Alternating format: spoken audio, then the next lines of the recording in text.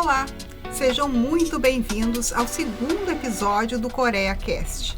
Eu sou a Van Bor e estou muito empolgada por vocês estarem novamente aqui comigo nessa nova jornada.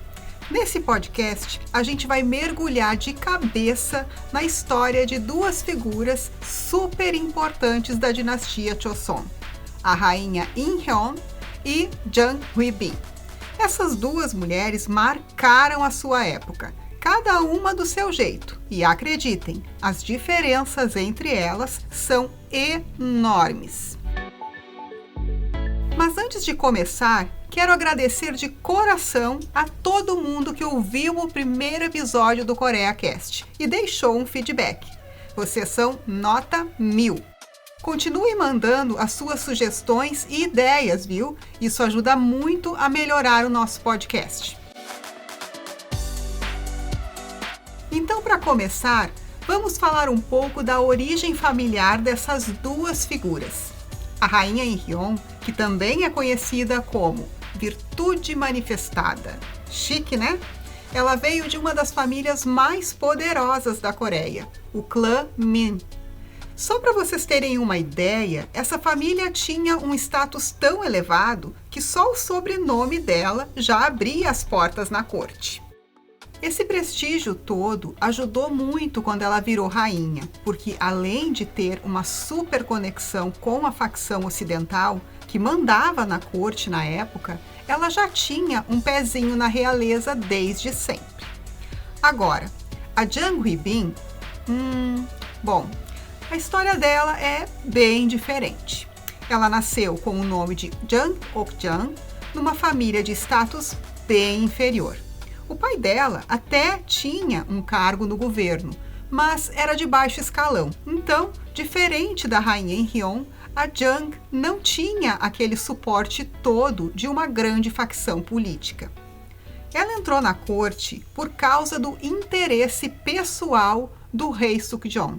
Ou seja, o poder dela na corte não vinha de alianças políticas tradicionais, mas sim da preferência do rei, o que deixava ela numa situação bem mais vulnerável.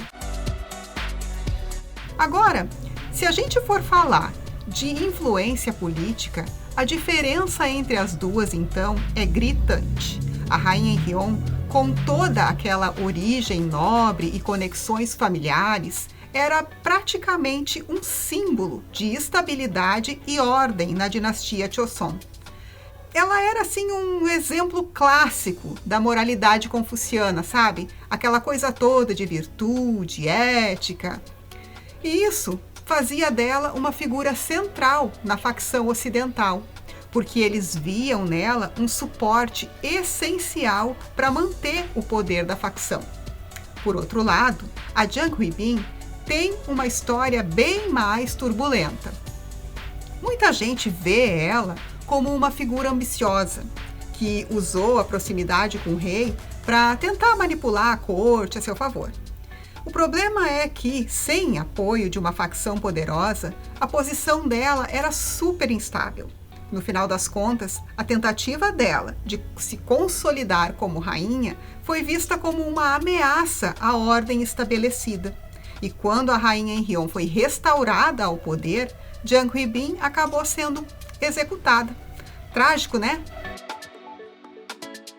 Enquanto falamos de Jang Hui-bin, é interessante notar como a sua imagem histórica é retratada no drama Jang Ok-jang Vive de Amor.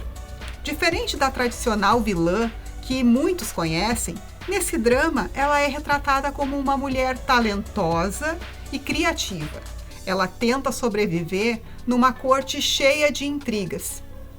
Isso nos faz refletir um pouco sobre as diferentes perspectivas que podemos ter sobre figuras históricas tão complexas como ela. Além disso, o drama nos dá uma visão mais humanizada da Jang Hui-bin, o que pode mudar a percepção que muitos de nós temos dela. Isso é um bom lembrete de como ficção pode ajudar a explorar e entender melhor as nuances da história. O papo agora é sobre faccionismo político e como isso impactava a vida das mulheres na corte. Gente, na dinastia Joseon, as mulheres da corte eram praticamente peões em um jogo de xadrez político. O destino delas, muitas vezes, dependia de qual facção estava no poder. Um exemplo claro é o casamento do rei Sukjeong com a rainha Inhyun, que fortaleceu a facção ocidental. Mas quando essa facção perdeu o favor do rei, a rainha Inhyun perdeu a sua posição e foi exilada, enquanto a Jang Hui-bin, que estava ligada à facção sulista, acabou virando rainha. Só que o faccionismo político era super volátil. A rainha Inhyun foi restaurada ao poder depois que a facção sulista caiu. E aí, a coitada da Jang Hui-bin perdeu tudo. Essa montanha-russa política mostrava que as mulheres, mesmo quando alcançavam posições altas, estavam sempre à mercê das intrigas e alianças políticas da corte. E, claro, muitas vezes o destino delas era trágico. E, gente, apesar de tudo isso, a Jang Hui-bin continua sendo uma figura super fascinante até hoje. Ela aparece em várias adaptações modernas. Sabe por quê? Primeiro, porque ela é uma personagem complexa, cheia de camadas, enquanto a rainha Inhyun é sempre retratada como a virtude em pessoa, o que pode ser um pouco monótono. A Jang Hui-bin é ambiciosa, calculista e, ao mesmo tempo, super-humana. Essa ambiguidade moral dela rende muito drama, e é isso que o público ama. Hoje em dia, em algumas adaptações, a Jang é vista até como uma espécie de símbolo feminista. Ela é retratada como uma mulher forte, que lutou contra as limitações da sua época. Isso ressoa muito com o público atual, que está cada vez mais consciente sobre as questões de igualdade de gênero. E claro, interpretar Jang Hui-bin é um desafio enorme para qualquer atriz.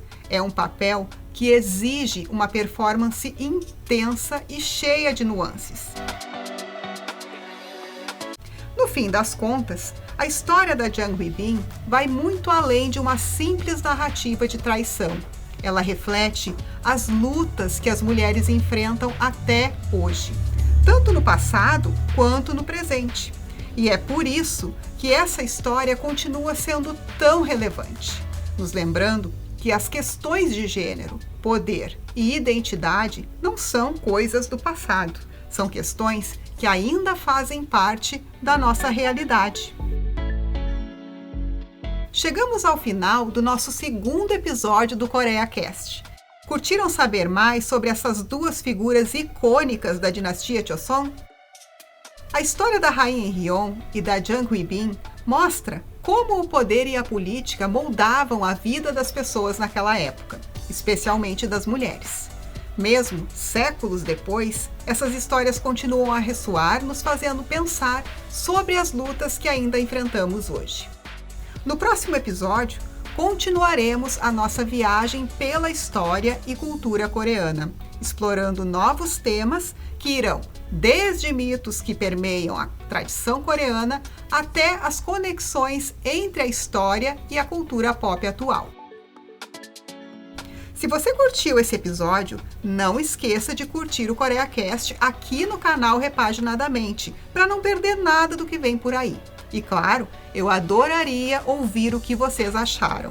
Então, deixem os comentários, sugestões e até mesmo perguntas sobre o que gostariam de ver nos próximos episódios. Muito obrigada por estarem aqui comigo hoje, até a próxima e que a paixão pela Coreia continue a crescer em cada um de nós. Annyeong!